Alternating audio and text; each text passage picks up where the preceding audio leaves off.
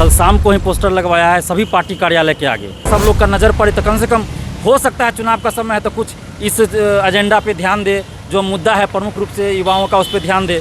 लेकिन हमको लगता नहीं है कि नीतीश सरकार कोई ध्यान देगी, चूँकि हम लोग जब इतना आंदोलन कर चुके, लालू जी तो कभी कभी सुन भी लेते थे युवाओं की बात। कोई आंदोलन हुआ तो वो बुला के बात भी करते थे। हम लोगों ने खुद देखा है 2016 में जब वो सत्ता में थे नीतीश जी के साथ ही, तो डेट बढ़ाने के मुद्दे पे जो आंदोलन हुआ तो लालू जी मिले भी थे। लेकिन नीतीश सरकार में ये हो रहा है ना कि ये मिलते ही नहीं है किसी से। अगर हमारी मांगे पूरी नहीं होती है तो हम लोग नीतीश सरकार के अगेंस्ट वोटिंग करेंगे, परिणाम चाहे जो भी हो। लेकिन हमारा एक मकसद है, प्रमुख की सत्ता परिवर्तन होना चाहिए बस। बिहार में विधानसभा चुनाव है, ऐसे में युवाओं को लुभाने में हर पार्टियां पूरी तरह से लग चुकी है।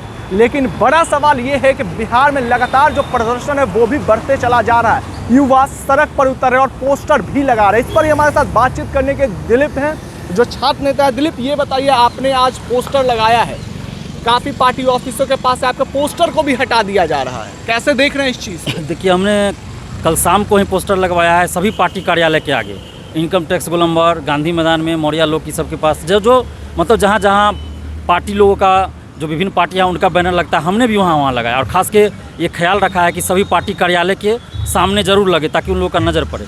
और हमारा मुद्दा जो युवाओं का है उसमें हमने हेडलाइन दिया है 15 सालों के मुख्यमंत्री से 15 सवाल युवाओं के, और एक भी सवाल उसमें कोई बता दे, कोई भी नेता की जो हमने गलत पूछा हो। जिसमें हमारा पहला सवाल है कि BSSC CGL 3 यानी सचिवालय सहायक का वैकेंसी 2014 के बाद 6 साल के बाद भी आज तक क्यों नहीं आई है।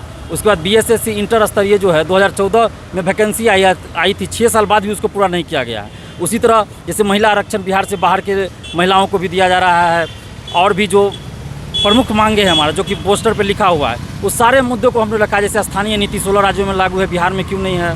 उसके बाद जैसे पलायन क्यों नहीं रोक पाया 15 साल में नीतीश जी। उसके बाद मिथिला में जाके चुनाव में वादा करते थे कि हम हर एक चीनी मिल को चालू करवाएंगे, पेपर मिल को चालू करवाएंगे, लेकिन आज तक 15 साल के बाद एक भी चीनी मिल या पेपर मिल चालू नहीं हुआ। यानी कुल मिलाकर यह कह लिया जाए कि आपने 15 सवाल सरकार से पूछे, आपको लगता है आपके जवाब मिलने वाले हैं? देखिए, हम तो उम्मीद करते हैं कि हमको जवाब दे या ना दे, लेकिन ये पॉलिटिकल पार्टियाँ जो है इसको मुद्दा बनाए, तभी युवा हम लोग उनको वोट देंगे। जो भी पार्टी इन लोगों को इनको मुद्दा बनाएगी, अन्यथा हम लोग इन लोगों को वोट क्यों दें। और नीतीश जी के सामने हम इसलिए लगवाए हैं कि इनके पार्टी के जो पदाधिकारी हैं, अध्यक्ष हैं, प्रदेश अध्यक्ष हैं, सब लोग का नज़र पड़े तो कम से कम हो सकता है चुनाव का समय है तो कुछ इस एजेंडा पे ध्यान दे, जो मुद्दा है प्रमुख रूप से युवाओं का उस पर ध्यान दे।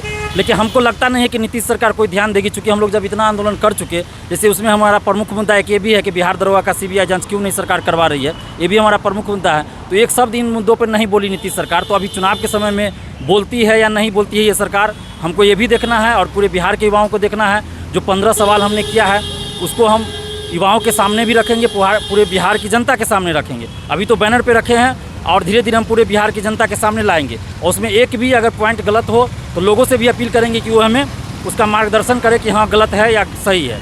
और देखते हैं कि कौन पार्टी, कौन नेता इसको अपने चुनावी एजेंडा में शामिल। एक बात बताइए, आप आंदोलन भी करते हैं, आप पे डंडे भी बरसाए जाते हैं, क्योंकि हमने भी काफ़ी बार आपके कार्यक्रम को कवर किया तो आप पे डंडे भी बरसे हैं। दिलीप, सवाल ये है कि उस वक्त भी आपकी आवाज़ कोई नहीं सुनता था। ये बताइए, उनके कान में वो आवाज़ नहीं जाती थी या कान बंद कर लेते हैं वो सारे नेता? आवाज़ तो जाती है, लेकिन वो लोग इग्नोर कर रहे हैं। ये जो भी सत्ता में पिछले 30 साल से रहे हैं वो JP आंदोलन की उपज बताते हैं अपने आप को, चाहे वो लालू जी हो या नीतीश जी हो, सुशील मोदी जी हो। लेकिन नीतीश जी तो खास के, लालू जी तो कभी कभी सुन भी लेते थे युवाओं की बात।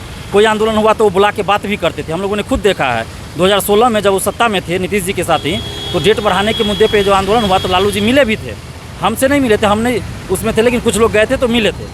लेकिन नीतीश सरकार में ये हो रहा है ना कि ये मिलते ही नहीं है किसी से, जबकि उस समय नीतीश जी मुख्यमंत्री थे, लेकिन नीतीश जी नहीं मिले। दिल्ली में जब छात्रों ने घेराव किया तो पेपर फेंक दिया गया। नीतीश जी क्या किए, पेपर फेंक दिए और युवाओं को वहाँ धमकी तक दिए मीडिया के सामने।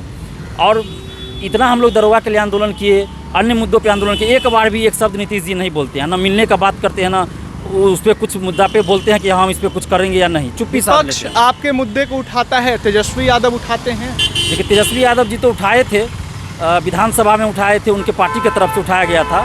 RJD और कांग्रेस ने उठाया था, कार्य स्थगन प्रस्ताव भी लाया गया था RJD की तरफ से। लेकिन तेजस्वी यादव जैसे विपक्ष के नेता है तो उनको चाहिए था कि इस मुद्दे को प्रेस कॉन्फ्रेंस करके ये घोषणा करते कि हमारी सरकार आएगी तो हम CBI जांच करवाएंगे, या ये जो 15 मुद्दा हमने दिया है इन पे बारी बारी से उनको प्रकाश डालना चाहिए, मीडिया के सामने रखना चाहिए कि अगर हमारी सरकार आती है तो इस पर हम क्या करेंगे।